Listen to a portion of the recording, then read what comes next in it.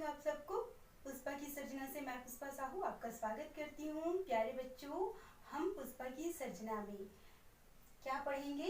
UGC net, NTA UGC net के social work subject के बारे में पढ़ेंगे। उसकी पूरे सिलेबस का हम एक एक बारीकी से अध्ययन करेंगे ताकि आपका सही तरीके से पढ़ाई हो सके और आप उसका लाभ प्राप्त कर सके।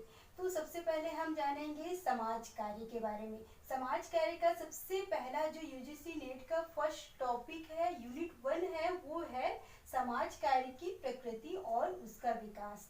तो समाज कार्य क्या है, इसके बारे में हम सबसे पहले जानेंगे। तो समाज कार्य क्या है? मनोसामाजिक समस्या के समाधान और निदान का जो नवीनतम और वैज्ञानिक तरीका विकसित हुआ है उसे हम समाज कार्य कहते हैं। तो प्यारे बच्चों, भारत में समाज कार्य प्राचीन काल से ही चला आ रहा था।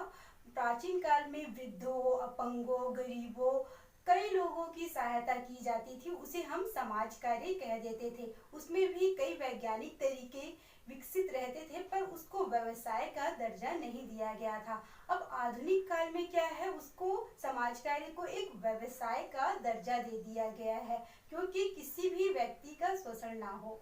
तो प्यारे बच्चों, हम सबसे पहले ये जानेंगे कि किसी भी विषय का अध्ययन हमको क्यों करवाया जाता है। किसी भी विषय का अध्ययन हमको इसलिए करवाया जाता है क्योंकि एक व्यक्ति है,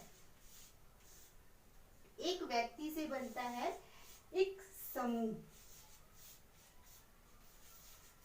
एक समूह से बन जाता है एक परिवार, एक परिवार से बनता है 2 परिवार, 3 परिवार, 4 परिवार, 5 परिवार, 6 परिवार, 7, 8, 9, 10 कई ऐसे परिवार बन जाते हैं जो कि एक समाज बन जाता है।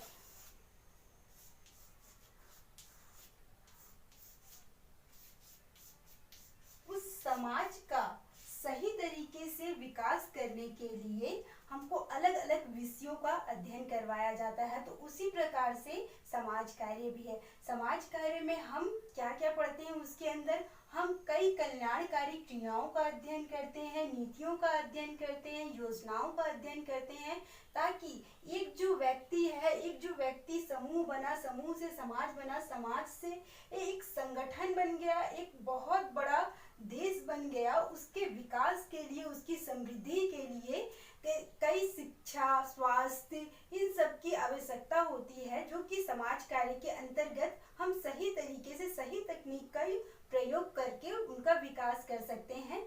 इसलिए हमको समाज कार्य के बारे में पढ़ाया जाता है। तो बच्चों, मैं उम्मीद करती हूँ यहाँ तक आप लोगों को अच्छे से समझ में आया होगा। अगला जो वीडियो रहेगा उसको हम अगले में देखेंगे, समाज कार्य की परिभाषाएं देखेंगे, उसमें समाज कार्य का अर्थ देखेंगे, समाज कार्य की प्रकृति देखेंगे, समाज कार्य के सिद्धांतों के बारे में जानेंगे और समाज कार्य का जो विषय क्षेत्र है वो कितना है उसके बारे में हम अध्ययन करेंगे। तो बच्चों, किसी भी चीज के विकास के लिए सबसे ज्यादा आवश्यक ये होता है कि एक सभ्य समाज का निर्माण अगर हो जाता है तो वो पूरे देश का निर्माण करे, पूरे देश की भलाई के लिए कई अच्छे कार्य करेंगे। तो धन्यवाद आपको अच्छे से सुनने के लिए।